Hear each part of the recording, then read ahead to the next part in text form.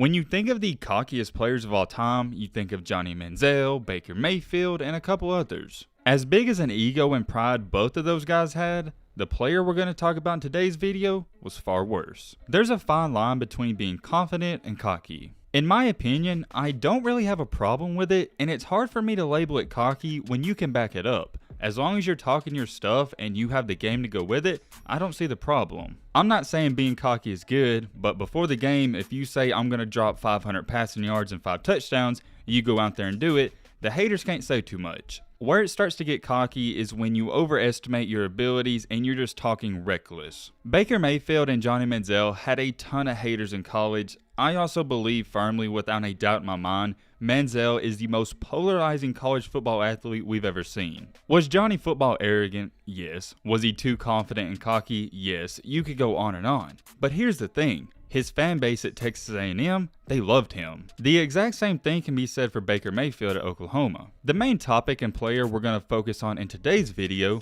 not only did opposing fans hate him, his own coaching staff, teammates, and everyone around him hated him. You gotta be a pretty big a-hole for your own teammates and coaching staff to dislike you. What makes it also frustrating? He was insanely gifted with sensational abilities. The dude was one of the best high school football prospects in the entire country. He even went to one of the best college programs in the country. When he got to college, things didn't exactly go his way, and let's just say he didn't like that. He made a lot of bad decisions, followed those bad decisions up with even more bad decisions. I also can't forget to mention, he had very bad anger problems. How bad were his anger problems? He threatened to shoot up a bar full of people with his AK-47. This wasn't all talk, he actually had his AK-47 with him at the time. We've covered a lot of stories on this channel. I will say, this is one of the most insane ones I've ever seen and researched involving a college athlete who was one of the best players in his class. Everything we just talked about and went over briefly leaves us with the question today. What happened to the cockiest quarterback of all time?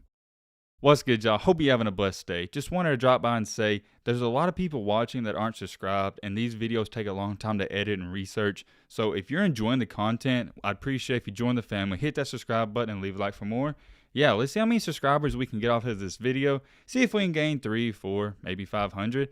And yeah, hope you guys enjoy. Let's continue on. Man, oh man, do we have a story to get into today? Let me tell you guys something. I know people throw the phrase menace to society around lightly.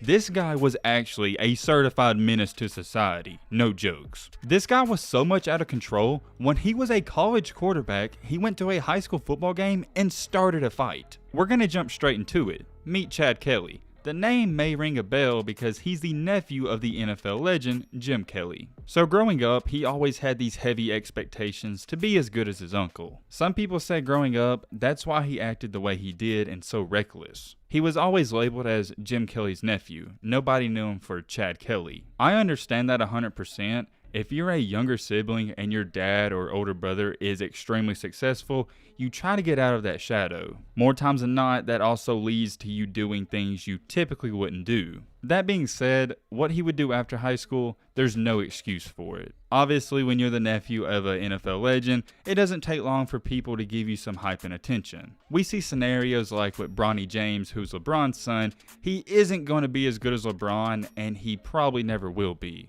What's kind of crazy about this situation, you had some people speculating and saying Chad Kelly could be as good as Jim Kelly. Jim even said in an interview himself, Chad has more athletic ability than I ever had, and he has a freaking rocket for an arm. He said that statement right there before he was even a junior in high school. Was he saying that statement to hype him up, or did he really mean it? I'll let you be the judge of that. One key and vital piece to Chad Kelly's entire career and to his story a lot of people don't mention is this right here. His attitude has always been an issue. It just came to light when he got to college and after college. In the beginning of his high school football career, his family moved from New York to Pennsylvania, but they had to move right back because he got dismissed from the football team. If you're wondering why he got dismissed, they left it at undisclosed reasons. That's all we know. Some may say it's not that big of a deal. For me, if you get kicked off of a football team, you had to do something that was not so good. At the same time, I like to give high schoolers the benefit of the doubt. A lot of people make mistakes early in their life. With all the hype surrounding his name, in his junior year, he answered the bell and rose to the occasion. He passed for over 2,000 yards, had 24 touchdowns, rushed for over 1,000 yards, and added 15 touchdowns on the ground. After that incredible year, everyone in the country knew who he was. It was no longer, oh, this is Jim Kelly's nephew. It was, oh, this is Jim Kelly's nephew who is also really good. He completely skyrocketed up the recruiting boards. He was now listed as a 4-star recruit and the 4th best quarterback in the country. By the time his senior season rolled around, he was listed at 6'3", 205 pounds, and could run a 4.7 40-yard dash. When I tell you the offers started to pour in, that's an understatement. Every single college head coach wanted a piece of Chad Kelly. He was looking like the next big thing. Heading into his senior season, he was expected to dominate the competition, and he did just that. He passed for over 3,000 yards, had 27 touchdowns in the air, rushed for 991 yards, and added 14 on the ground. Straight up video game numbers. He had over 4,000 total yards with over 40 touchdowns. By this time, he was one of the top dual threat quarterbacks in his class. At this point in time in our story, things seem pretty normal and average. Nothing too crazy or mesmerizing has happened just yet. He was staying out of trouble, which is something we'll touch on later. He had an ego and he was cocky, but he was backing it up on the football field, so you couldn't take it away from him. You've probably noticed I haven't spent too much or any time at all talking about his attitude in high school. His attitude wasn't the greatest, but it wasn't outlandish like it would eventually become. Of course, he would get hype, stare down his opponents, flex on them, talk some trash here and there. That's typical of high school football. After high school is when he started to get this big head. He committed and signed with Clemson, seemed like a decent fit at the time. They're a powerhouse, he's a good recruit. He fit the Dabo Swinney and Clemson offense. They always like those dual threat quarterbacks who can run and pass. As soon, and I mean as soon as Kelly got to Clemson, the problems, they started happening fast. You gotta remember these 4 and 5-star recruits, they pretty much run their hometown and their high school. Nobody's telling them what to do. They're literally legends in their hometown. They can almost get away with anything. Nobody's going to discipline them or anything. Of course, they're also freaks of nature, so nobody's going to bully them. They're the ones doing the bullying. I don't understand why people go to social media to talk crap in the first place. Here's my thing. If you want to talk trash during the game, I'm cool with that. That's being competitive. But when you're going online to talk trash, what are you doing? Almost zero to any good comes from being online at all. You can't change my mind. With that being said, I don't understand talking trash to the opponents online, but this man was talking trash to his own team. When he first got to Clemson, he was the second string quarterback, so he was the backup. He's already in no position to talk crap. Instead of talking crap to the starting quarterback, he was throwing shade at the backup. I assume they were beefing at practice. That's all I can infer at it. Here's what he tweeted out on January 25th in 2012. You're on the bench for a reason, and I come soon. Just letting you know. Basically, he's saying his time's coming up and the other guy's not going to beat him out for the starting spot. If you're wondering who he was talking to at the time, that Clemson backup went by the name of Cole Stout. Cole Stout got interviewed and asked what he had to say about it. Here's what he said. I hate those that talk like they're the shiz when they haven't done anything yet. If that wasn't good enough, Kelly also tweeted out, I'm coming to Clemson to play my freshman year. I ain't going to just sit on the bench. Look, I'm glad you're confident in yourself. Everyone should think that. The problem is, you're not supposed to tweet that out. You know when you say that your teammates are not going to like you and the coaching staff isn't going to either. Like I said earlier in this video, if you're going to talk trash, at least back it up. Ironically enough, Kelly sat the bench the entire 2012 season. He didn't even see playing time until 2013, and he still wasn't even the starter. It gets even better. So after his first year where he sat out, going into his second year in the spring game, it got heated. If you don't know what a spring game is, it's where a college team, they scrimmage their 1A team versus the 1B team. In the spring game, he wasn't playing that good and he got benched in the second half. The reason he got benched is because him and the coaching staff not just won, but the coaching staff got into it at halftime. They were yelling back and forth at each other. Apparently, it got really bad. You would think he would keep his mouth shut and be quiet in the second half and apologize to the coaching staff, right?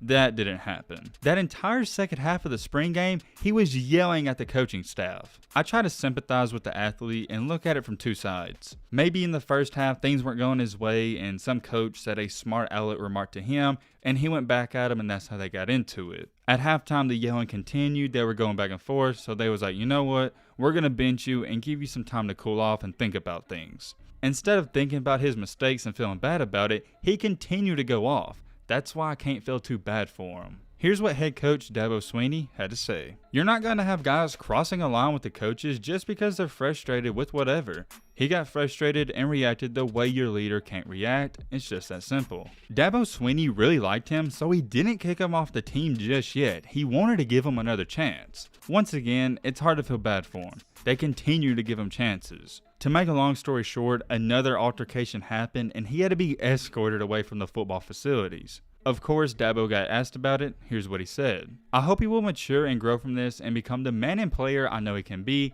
I wish him nothing but the best in the future, academically and athletically. Shortly after that statement, they did release him from the program. All he said was, a pattern of behavior that is not consistent with the values of our program happened with Kelly. Just from going off of the words that Dabo said about him, you can tell he really liked him and wanted him to be a part of the program. You just can't have that toxic player be with him though. I don't know if I've ever said this or thought this about a football player, but he was really hurting the teammate chemistry. He had beef with the coaching staff, he had beef with the backup quarterbacks, he had beef with everybody. He was literally that toxic ex you know you kinda won't, but you also know deep down you gotta move on. After getting dismissed from Clemson in the worst way possible, he transferred to Last Chance U, East Mississippi Community College. When I tell you about this season and the numbers he put up, you can see and realize why he was so highly regarded. He was a great player. That's right, I said great. He wasn't a good player, he was a great player. It's so sad, we see it all the time.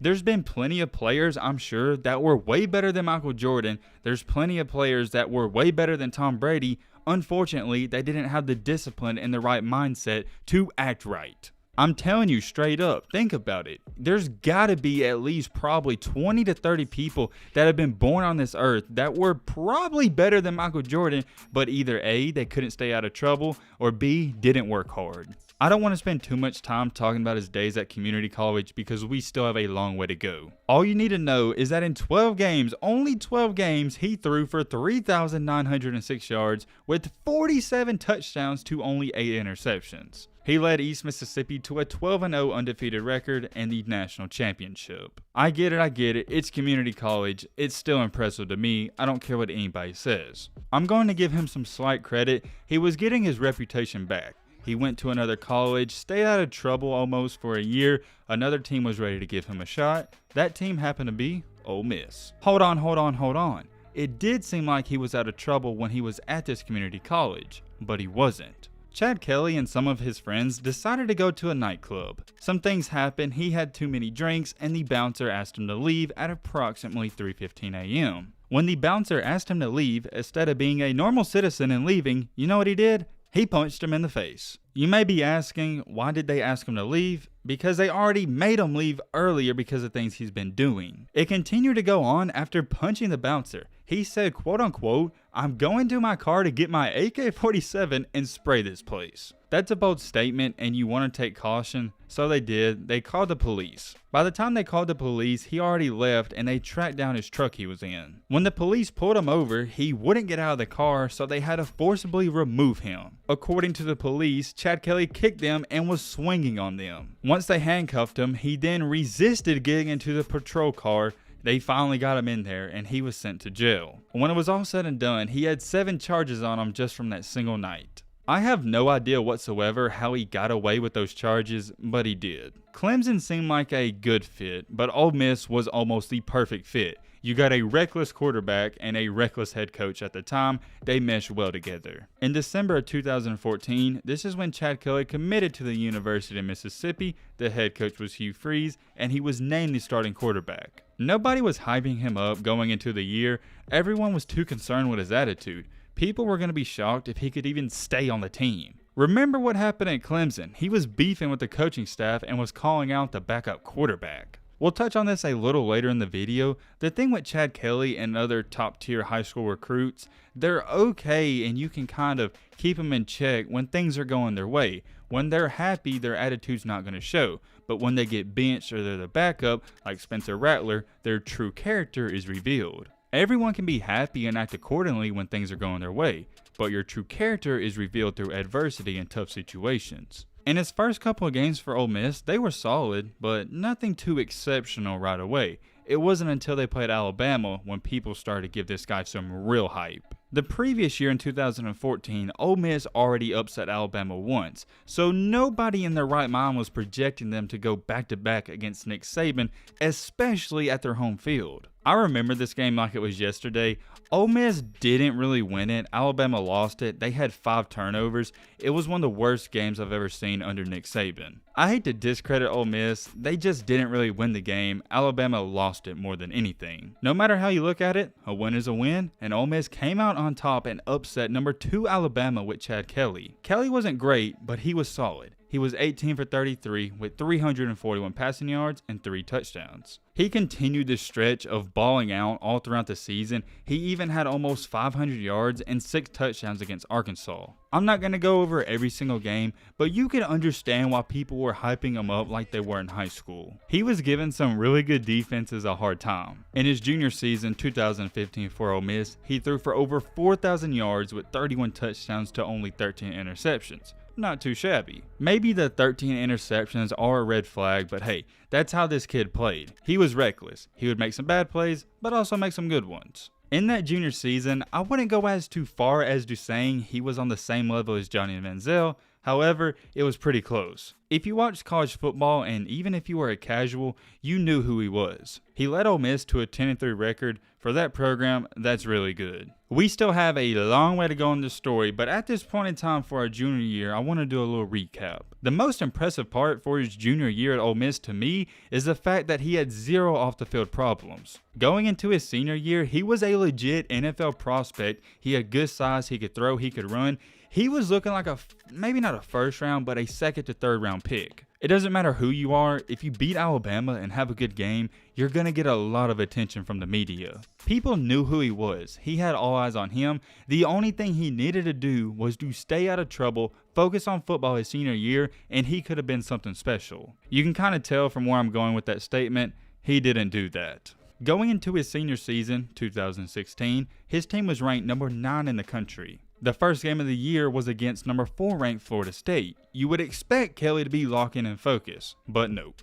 Instead of locking in for the game, he was on Twitter DMing Mia Khalifa. Who is Mia Khalifa, you ask? If you don't know, I'll just say she's an actor. Yeah, she's an actor. You can look her up. On Twitter, he DM'd her, add me on Snap. Better see you at the game. Mia Khalifa responded, I'm only following you for the Seminole Recon to find your weaknesses before the game.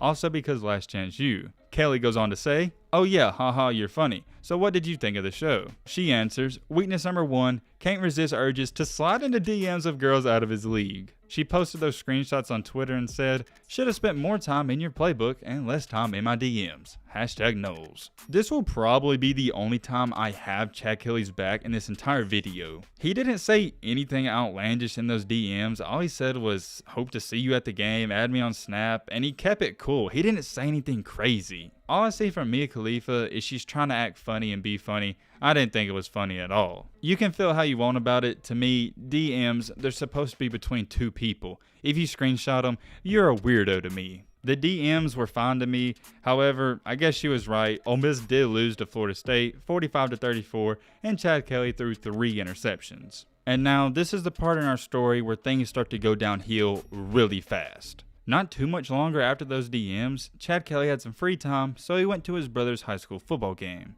Doesn't seem like a big deal. He's going to his game to watch and support his brother. In this game, there happened to be a late hit on Chad's brother, who was the quarterback. It got real bad and both teams started taking shots at one another. I don't want to downplay what happened. It was bad. There was a full-out brawl during the game and they had to cancel it. The biggest topic of that night on the news wasn't that there was a brawl. The biggest topic was that Chad Kelly was involved in it. During the brawl, Chad ran onto the field and started fighting and hitting other players. Before we go any farther, you gotta keep in mind, this guy is a grown man in college going up against other high schoolers and beefing with them. He shouldn't have done that. Here's what he had to say in an interview. "If I could have done it differently, I definitely would have. I obviously wouldn't have run out on the field. I regret doing it, but at the same time, I'm sure any of us, if we saw family members out there in need of help, we would have come to the rescue too." I do gotta say, I respect that. He's taking up for his brother. You just gotta remember who you are, and you can't do that stuff. Maybe if you're a normal, average person, you could have done it and got away with it.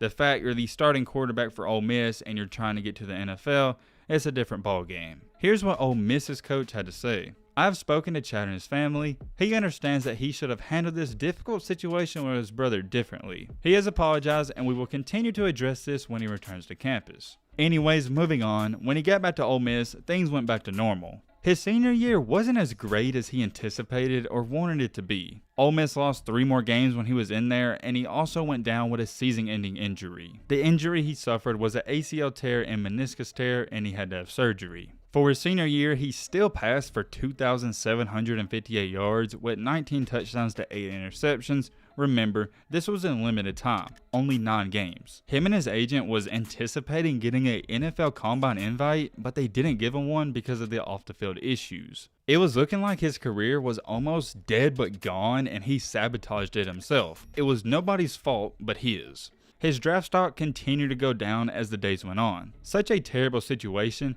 You can't help but think, how high would he have gone if he didn't have all these issues? I'm not saying he would have been a first rounder, but come on, he was easily a second round talent. The entire draft went on. As the days went on, he didn't hear his name up until the last and final pick. Yes, that's right, he got picked, and he was also aka Mr. Irrelevant, which is the last pick of the draft. You want to know who he got selected by? Well, it was no other than the Denver Broncos, who were associated with John Elway. Everybody was asking why he got him. This was a terrible decision. Here's what John Elway said. "I called his uncle, and he said he's a good kid." John Elway, here's my statement to you. His own uncle's not going to say bad things about him. Come on now. At the beginning of his NFL career, he had to go another surgery, and he missed his entire rookie season. In 2017, he did enter 1 game to take a knee at the end of the first half. That was all. What do you know? After that first game where he finally got some action, he got in more trouble. He got arrested for criminal trespassing. Out of all the arrests and problems he's had in his entire life,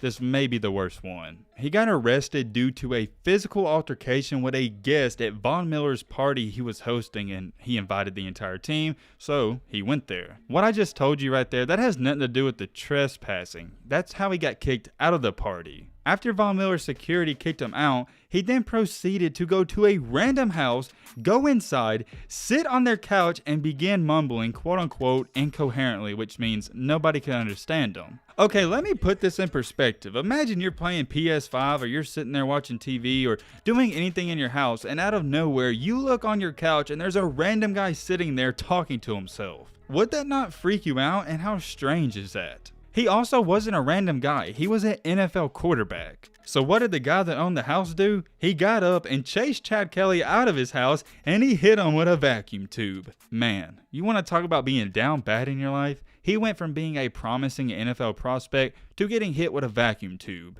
That's why it's extremely hard to feel bad for people like him. He's doing it to himself. Eventually the police would catch him, and they did arrest him and send him to jail in Colorado. Of course, like any other NFL team, the Broncos immediately cut him. John Elway said, "Even though Chad's no longer a part of our team, we've offered to help him however we can and are supportive of him in every way possible." You would think after doing that and everything else he's done in his entire career from high school to now, that would be the end of his story and football career, and nobody else would give him another chance. However, another team did. I honestly believe he's gotten too many opportunities. After his brief stint with the Broncos, the Indianapolis Colts picked him up. What do you know? As soon as he got there, he got suspended for the first 2 games of the season due to violating the NFL's personal conduct policy. Before we go any farther in this video, I want you to realize just how talented this man was. He was getting all these opportunities with teams knowing he had a bad history. I'm going to try to sum this up very quickly. His career for the Colts, it wasn't all that. He bounced back and forth between the practice squad and the active roster.